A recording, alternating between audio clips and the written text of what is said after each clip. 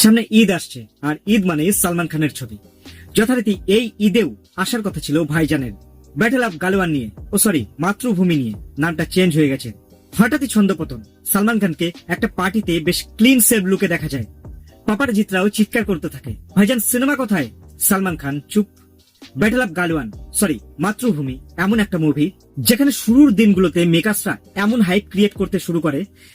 Official announcement, teaser release, back to back দুটো song release, reveal করা হয় সালমান খানের লুক।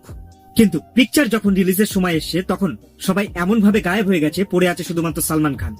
তাই সবার স্বাভাবিকভাবে প্রশ্ন সালমান খানের দিকেই উঠছে। একটা রিপোর্ট অনুসারে এই মুভির ফার্স্ট কাট ডিস্ট্রিবিউটরদের দেখানো হয়, কিন্তু তাদের রিয়াকশন এতটাই নেগেটিভ ছিল যে মেকার্সরা চিন্তায় পড়ে যায়। আর সিচুয়েশন এতটাই খারাপ ছিল যে ডিস্ট্রিবিউটররা মুখের উপরে না বলে দেয় যে এই সিনেমা ভালো না, এই সিনেমা চলতে পারে না, এই সিনেমা দর্শক টানতে পারে না। তাই টিজার দেখার পর পাবলিক যে গল্পটা অনুমান করেছিল বা এরকম হতে পারে গল্পটা, সেটা চেঞ্জ করার চেষ্টা করছে ডিরেক্টর। সেই কারণেই সালমান খানকে কিছুদিন ক্লিন শেভ লুকে দেখা যাচ্ছে। ওই সেম রিপোর্ট অনুসার গল্পে জুড়তে পারে ফ্ল্যাশব্যাকের কিছু scene. Till now post production, BGM, VFX সবই এখনো এডিটিং টেবিলে। কোথায় যে চলে গেল হাইপ, কোনো আপডেট নেই। তাই সালমান খানের ফ্যানরাও হতাশ। না আসছেন তিনি হোলিতে, না আসেন তিনি ঈদে। আবার এদিকে ধুরন্ধরের সাথে টক করে আসার কথাও তো মুখে আনা পাপ। সেই কারণেই টক্সিকও নানা অজুহাত দেখিয়ে সরে গেল ধুরন্ধরের সামনে থেকে।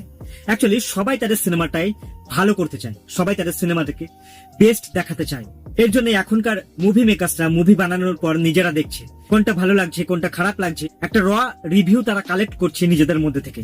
যখনই তাদের কোনো মেম্বারদের কোনো জিনিস খারাপ লাগছে, সঙ্গে সঙ্গে সেই জিনিসটাকে তারা চেঞ্জ করার চেষ্টা করছে। এটাই আশা করবো যেন মাতৃভূমি বা সালমান খান ভালো কিছু ডেলিভার করেন। নো ডাউট লোকটার নাম সালমান খান। देर है पर अंधेर नहीं।